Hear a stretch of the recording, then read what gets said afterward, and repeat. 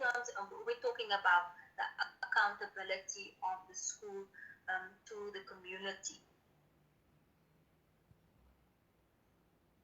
And then obviously something that is very important when we are talking about school boards, when we are talking about decision making, and we're talking about finances, funds, financial implications, then it is very important that there is a feedback channel. So if, for example, the school vows to do something, then there should be feedback provided to the community, so that if, for example, the school is awarded an X amount of money, or they are given paints or whatever by community members, then there should be a platform created where the school can communicate back to the community. And when I say the community, I'm not only talking about the community in which or where the school operates, like the suburb, but I'm also talking about the community being represented by the learners and the teachers. Exactly. And obviously when I refer to the learners, I'm including the parents there. Including everyone.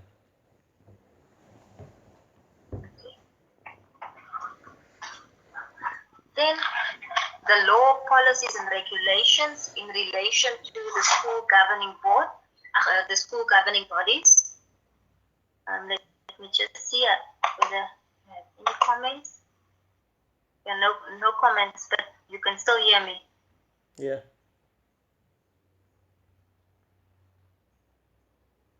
Come on, miss, I can hear you. Let's proceed.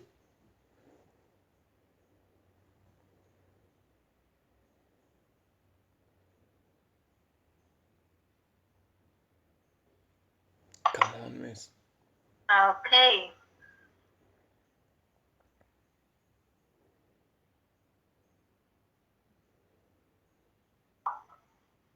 Kangwande, I am on the first set of slides. Chapter 1 slides, chapter 1, 2020. Those are the slides. The slides are on LMS, and I've also emailed the slides. We have two sets of slides. Chapter 1A is the first set of slides that I shared last week, and then chapter 1, these are the slides that I shared today. Okay, thank you for your response.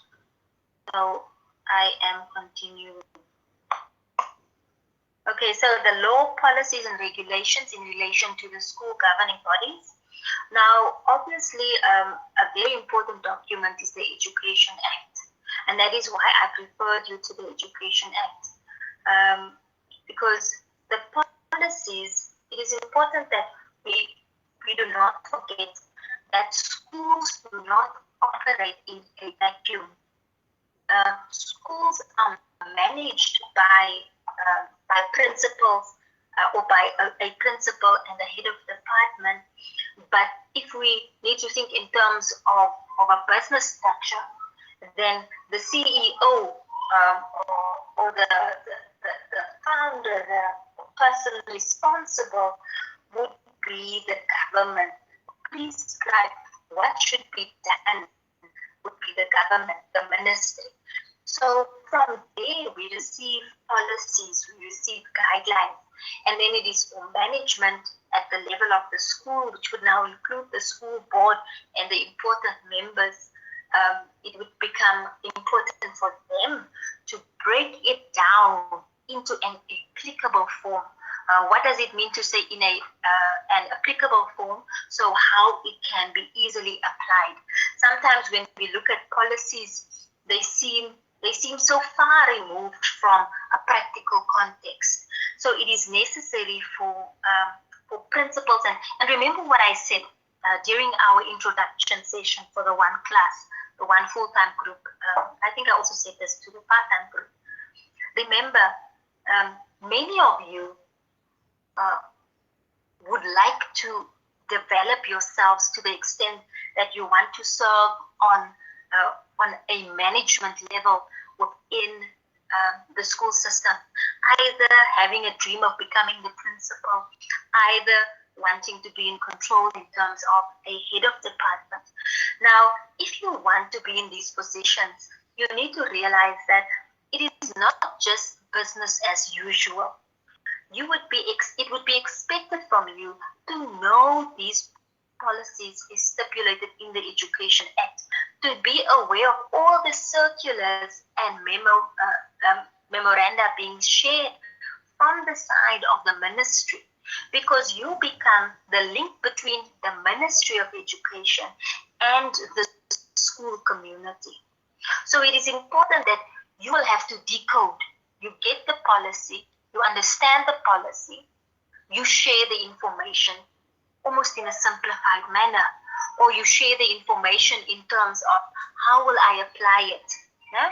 So, or how will we as a school, how will we apply the policy as guided or shared from the side of the ministry.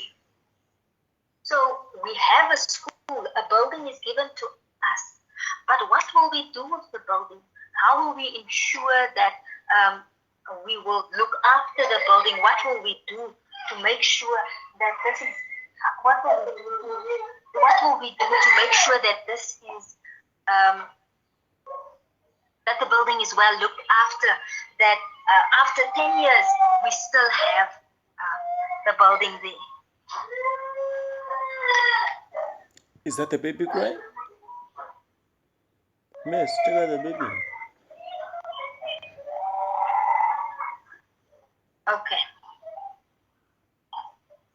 Then, examples of national policies operational at school level in Namibia. There are different policies stated, so schools should adhere to these policies. Again, sometimes when you talk to teachers, they might not know about these.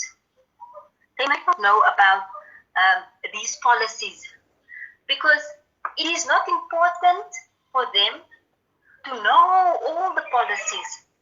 It is important for them to know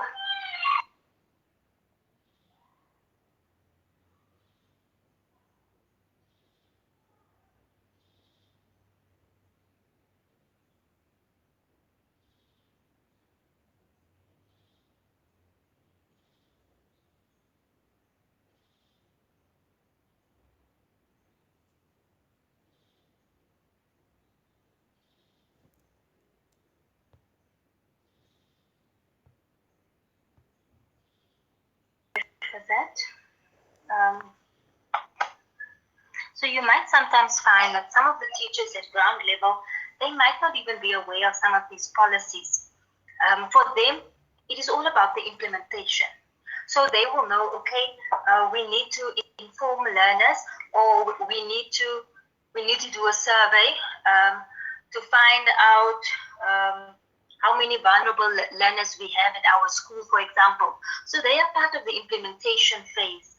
They might not even know that they are adhering to a policy that has been given down from the side of the ministry. They might only see the implementation part, but the way we implement it comes from management. So it is important that management, and when I say management, I'm referring to the heads of the department, the principal, including the school board as well. So they receive the policy, they discuss the policy, and they consider ways and means of implementing it. Then it goes down to the rest of the staff members to say that this is how we will implement it. This is what we will do to ensure that everybody knows what to do.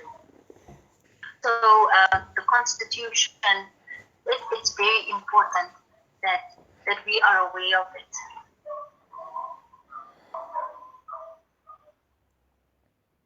So examples of issues the school governing bodies can make policies on. So we have our overall policies, our general policies, and then we have more refined policies. Remember I said it comes from the ministry, it comes to the school, but then when it comes from the ministry, when it comes from the Ministry of Education, when it comes from the government, if we want to call it the government in general, then it has a general approach. It is not specific. It's not for a specific school. For example, in the Education Act, it might be stipulated that quality education should be delivered. But then it becomes the responsibility of management to decide, okay, so we want to achieve this goal or this objective of quality education being delivered, but how will we do it? So these are the measures that we have in place to ensure that quality education is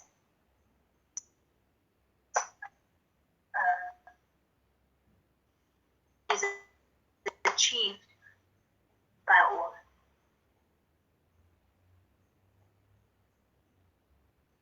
I see there are some people that say they can't hear me. Well, that's the Are there still people that can hear me? Because I'm here having a very nice lesson, and I wouldn't want anybody. Nicanor, may I not able to record the presentation? I don't know whether they are trying to say that. Please rephrase.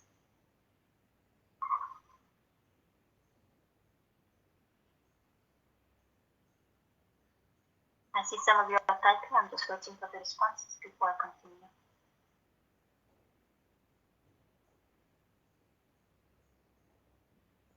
Can you please continue, Miss? The problem is their network.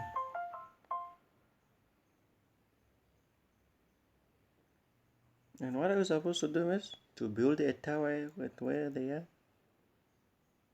Sure, you can record the sessions, but I wouldn't know how. But I see Petrus indicated there. If you have screen mirroring, what is that? Or recorder, you can record. It's okay, I'm recording. No.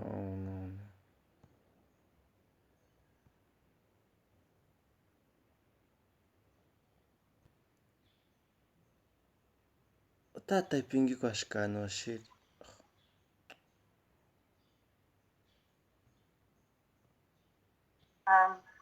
Somebody that can record the sessions, that would be good. And share it with those that are unable to join our sessions. Well, I'm recording.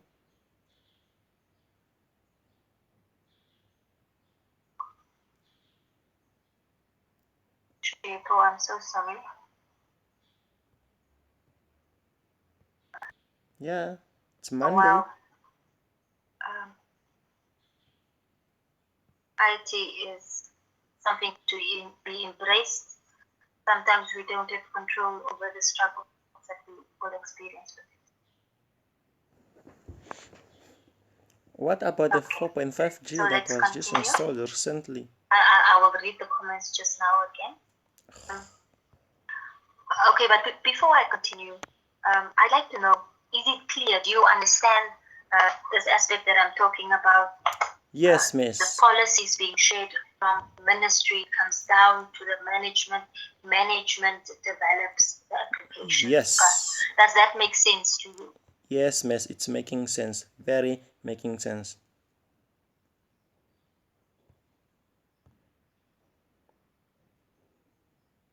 Come on, I can just go and type. I'm recording, it's okay. The title of the slide is Examples of Issues the School Governing Bodies Can Make Policies On. It is on slide 29 or 30. I think on your slides it might be on slide 30.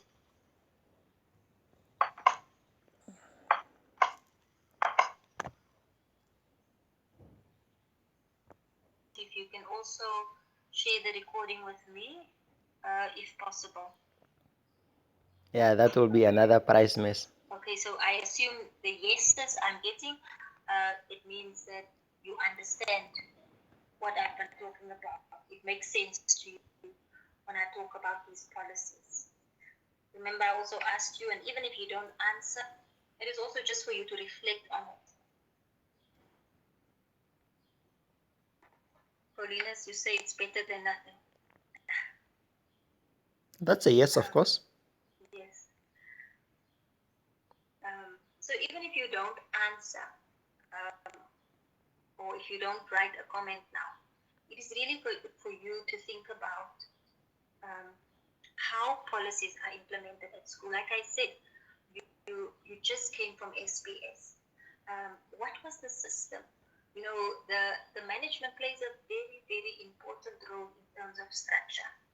Last week I said, if we do not have a school board, if we do not have management, we are bound to have anarchy. What is anarchy? It is a situation where nobody takes control of anything.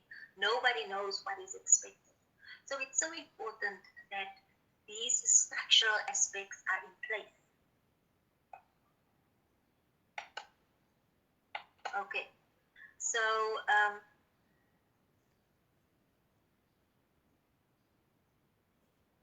school policies should be known and understood by all stakeholders.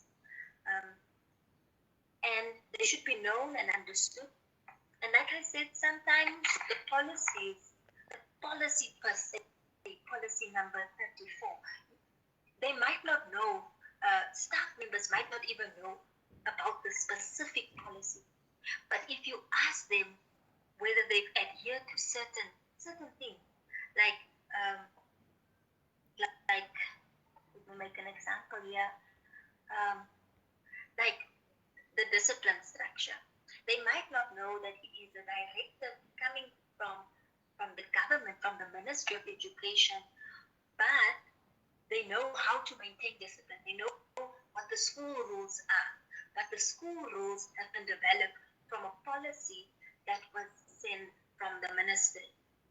So the specific school policy might not be known to parents, to learners.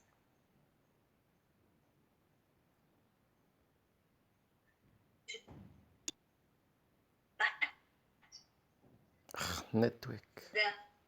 The practical or ground level, the day-to-day application. Come on, They please. should be aware of these rules. Remember when we met, we want to, they should speak in a place group, and I make it known unto you.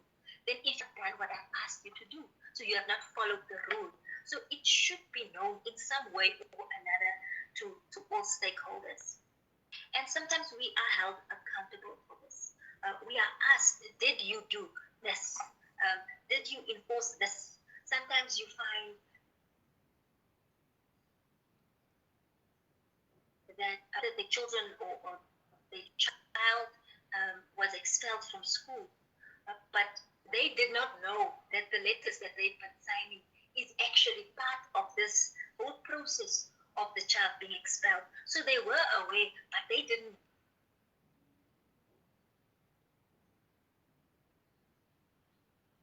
know that that during parent meetings, that parents attend school meetings, that parents attend these meetings, so that information can be made known to them. So it also gives the parents a responsibility. Yes, the school has a responsibility to communicate with the parents, to communicate with the community. Learners should be aware. You know, when learners start in grade 1 and when learners start in grade 8 at schools, these are entry levels. We know that children are taught they are taught the school anthem, and they are taught the school rules, or that is the expectation. You know, when they have that orientation process of the grade 8s, for example, this is a way of informing the learners about the rules, about the expectation. And these rules and expectations come from school policies.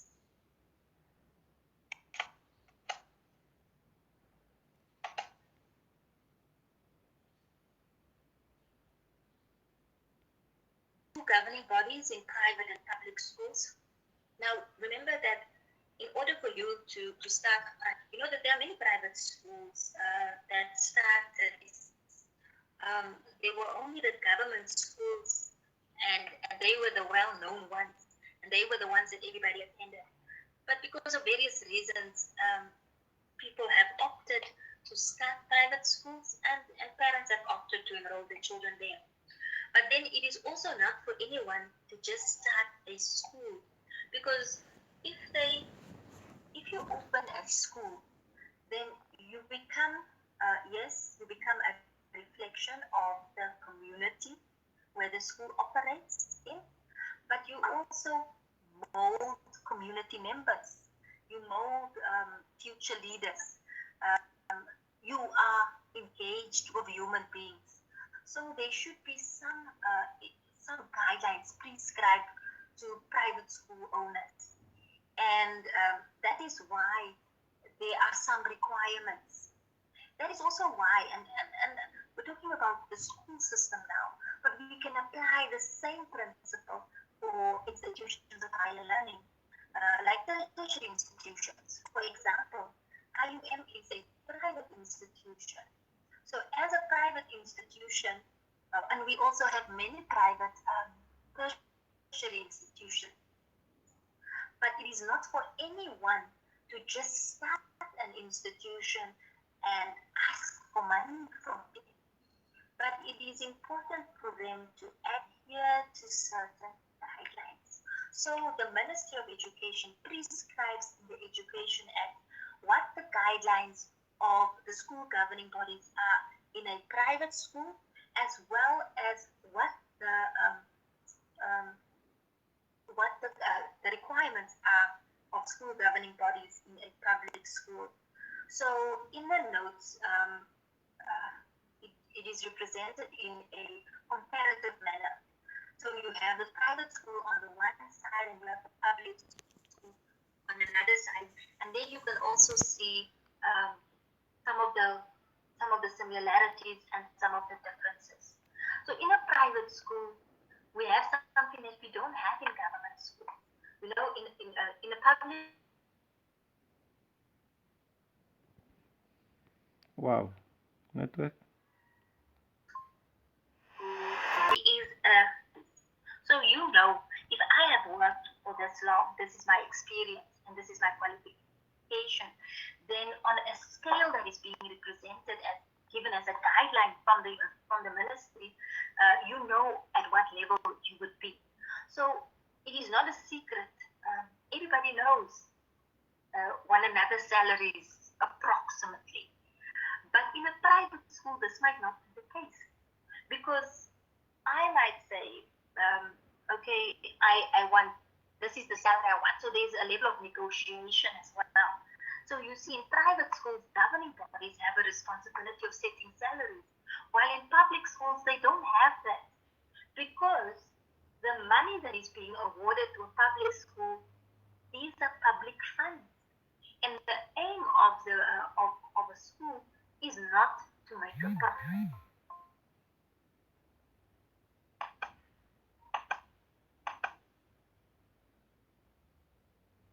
Is that a keyboard, Miss? Laya, that is correct. We also have a language policy, the medium of instruction, what medium of instruction in reference to the policies. I am happy when you are engaged. That is good. We are almost done, people. Yes.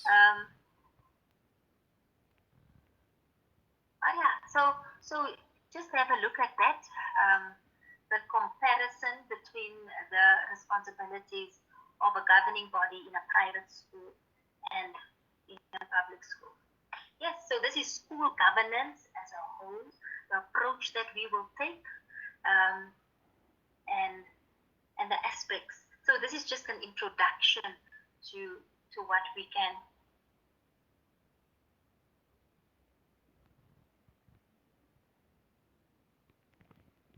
for the rest of the year in terms of our content. Interesting. Petrus, Yes. I want you to rephrase your question. I understand what you're trying to say, but your language usage, okay, you need to improve it, please. The community members allowed to be involved in private schools. You know, it depends. The extent to which community members are allowed to be involved. Remember what I said, the context. So each school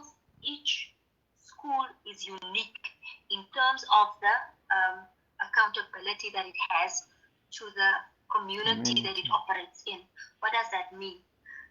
The unique situation or circumstances of the school will dictate what the expectations of the community members might be. For example, if the school, if the private school wants to build an extra block, but it will be a double story, a new classroom block, but it will be a double story block.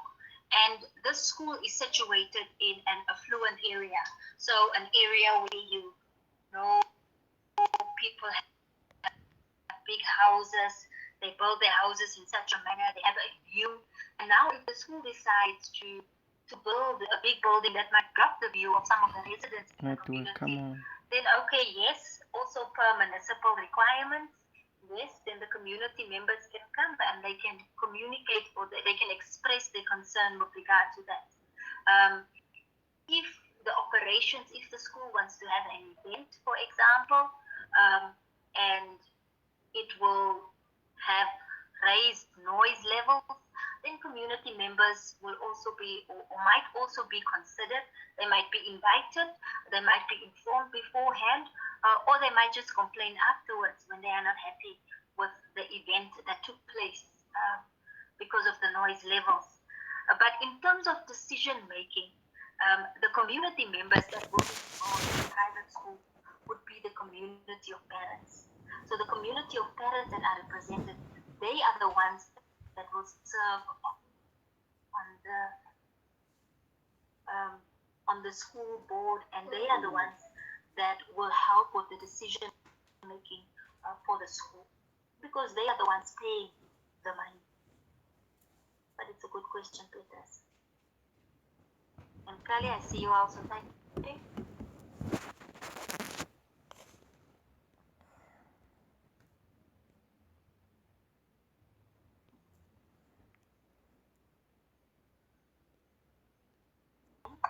This time I'm going to try to share the CA, so we are done with the content. Notes are available. If you cannot access the notes, please send me an email. All of you should at least have my email address. It is in the tutorial letter. So that I shared with you, majority of you at least, during our introduction session, the session where we greeted one another, which was the only session we had.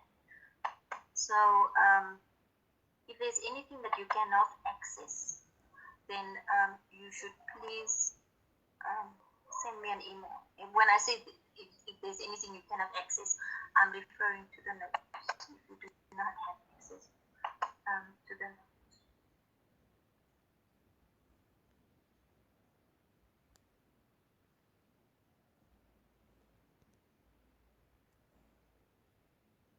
Rikuvera, we will talk about the assignments just now.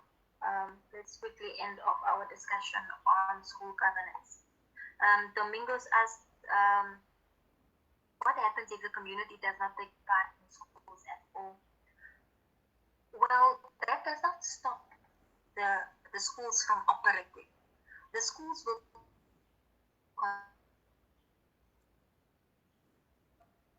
How did I left?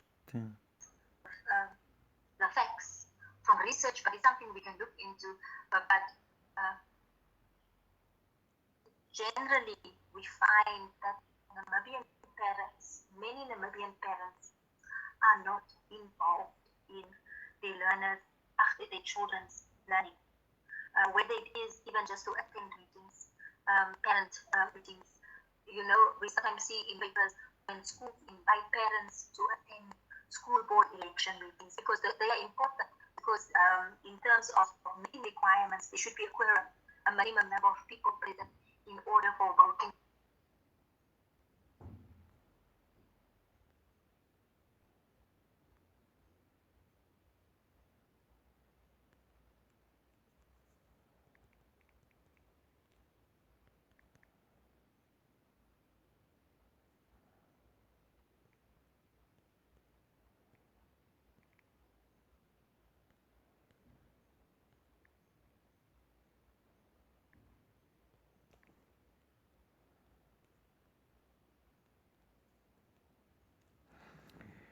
Parents from private and public schools should be involved in their children's education, but many are not. They are just worried about whether or not their children pass or fail, and sometimes that is not even a concern. So, parents might not be bothered about the infrastructure and resources at school, and there's always that the community should be involved with the operations, which is just true. Yeah, these are the public chats. Domingos. That's very much true. Most of the parents, okay. Miss, is it now possible for us to use our personal emails? Miss, I need an answer for this too.